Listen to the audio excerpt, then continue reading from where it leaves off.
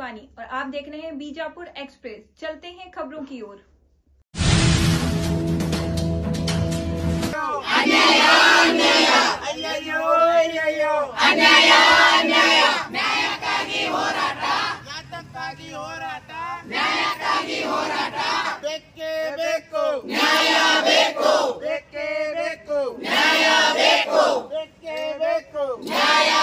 ನಮಸ್ತೆ.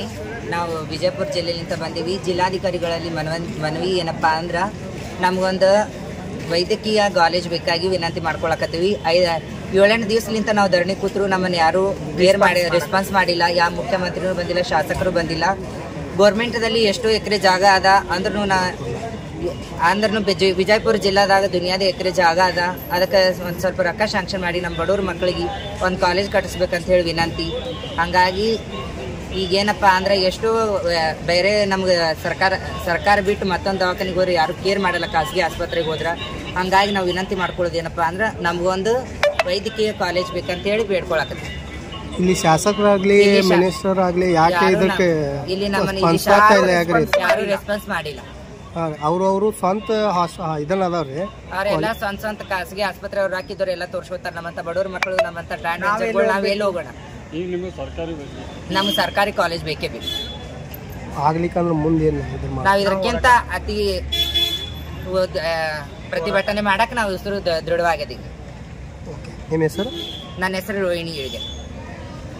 ವಿಜಯಪುರ ಜಿಲ್ಲಾ ನವಾಸ್ಪುರ ಸಂಘಲಿಂದ ಬಂದ.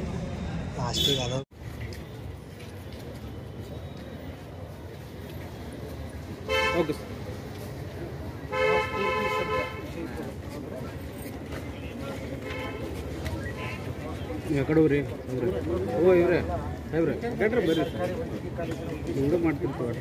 ಸಂಪೂರ್ಣ ಸರ್ಕಾರಿ ಕಾಲೇಜು ಪ್ರಾರಂಭಿಸಬೇಕಂತ ಹೇಳಿ ಮಾನ್ಯ ಮುಖ್ಯಮಂತ್ರಿಗಳು ಅವರಿಗೆ ಸಂದೇಶವನ್ನು ಹೊರಡಿಸಿದ್ದೀರಿ. ಮಾನ್ಯ ಮುಖ್ಯಮಂತ್ರಿಗಳಿಗೆ ಯಾರು ಮಾತಾಡಂಗೆ ಇಲ್ಲ. ಘೋಷಣೆ ಹಾಕ್ರಿ, ಘೋಷಣೆ ಹಾಕ್ರಿ, ಘೋಷಣೆ ಹಾಕ್ರಿ.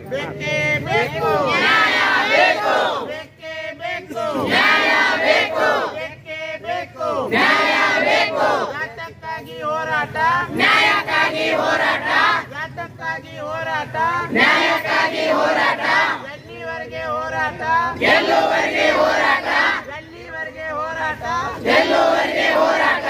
ಅಯ್ಯಯ್ಯೋ ಅಯ್ಯಯ್ಯೋ ಅನ್ಯಾಯ ಅನ್ಯಾಯ, ಅಯ್ಯಯ್ಯೋ ಅಯ್ಯಯ್ಯೋ ಅನ್ಯಾಯ ಅನ್ಯಾಯ, ಅಯ್ಯಯ್ಯೋ ಅಯ್ಯಯ್ಯೋ ಅನ್ಯಾಯ ಅನ್ಯಾಯ. ಬೇಕೇ ಬೇಕು ನ್ಯಾಯ ಬೇಕು, ಬೇಕೇ ಬೇಕು ನ್ಯಾಯ ಬೇಕು, ಬೇಕೇ ಬೇಕು ನ್ಯಾಯ ಬೇಕು. ಜಾತಕ್ಕಾಗಿ ಹೋರಾಟ, ನ್ಯಾಯಕ್ಕಾಗಿ ಹೋರಾಟ, ಜಾತಕ್ಕಾಗಿ ಹೋರಾಟ, ನ್ಯಾಯಕ್ಕಾಗಿ ಹೋರಾಟ, ಎಲ್ಲಿವರೆಗೆ ಹೋರಾಟ, ಗೆಲ್ಲುವರೆಗೆ ಹೋರಾಟ, ಎಲ್ಲಿವರೆಗೆ ಹೋರಾಟ, ಗೆಲ್ಲುವರೆಗೆ ಹೋರಾಟ.